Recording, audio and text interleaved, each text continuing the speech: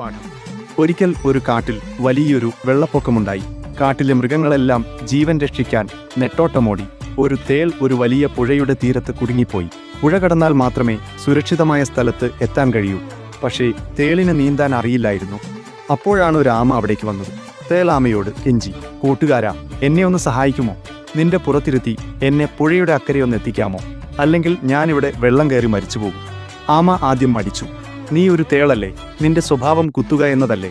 ഞാൻ നിന്നെ പുറത്തു കയറ്റിയാൽ നീ എന്നെ കുത്തില്ലേ?" ആമ ചോദിച്ചു. തേൾ പറഞ്ഞു, "നീ എന്ത് മണ്ടത്തരമാണ് പറയുന്നത്?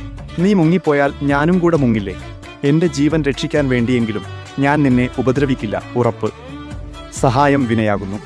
തേളിന്റെ വാക്കുകൾ വിശ്വസിച്ച് പാവം ആമ അതിനെ പുറത്തു കയറ്റി. പുഴയുടെ നടുവിലെത്തിയപ്പോൾ പെട്ടെന്ന് ആമയ്ക്ക് പുറത്ത് കഠിനമായൊരു വേദന അനുഭവപ്പെട്ടു.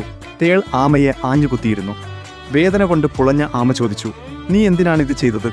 നമ്മൾ രണ്ടുപേരും ഇപ്പോൾ മുങ്ങി മരിക്കില്ലേ? ഞാൻ നിന്നെ സഹായിക്കുകയല്ലേ ചെയ്തത്?" തേൾ വിഷമത്തോടെ പറഞ്ഞു, "എനിക്കറിയാം നീ എന്നെ സഹായിക്കുകയാണ്. പക്ഷെ എന്തു ചെയ്യാം? കുത്തുക എന്നതെന്റെ സ്വഭാവമാണ്. എനിക്കത് മാറ്റാൻ കഴിയുന്നില്ല." ഭാഗ്യത്തിന് ആമയുടെ പുറന്തോട് കട്ടിയുള്ളതുകൊണ്ട് വിഷം അകത്തേക്ക് ചെന്നില്ല. ആമ പെട്ടെന്ന് വെള്ളത്തിനടിയിലേക്ക് മുങ്ങി തേളിനെ ഒഴുക്കിവിട്ടു.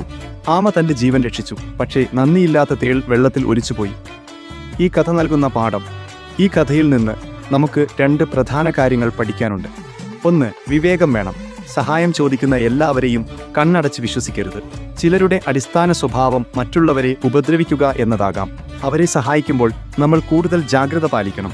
രണ്ട്, സ്വഭാവം. എത്ര വലിയ ഉപകാരം ലഭിച്ചാലും സ്വന്തം ദുസ്വഭാവം മാറ്റാൻ കഴിയാത്തവർക്ക് അവസാനം നാശം സംഭവിക്കും.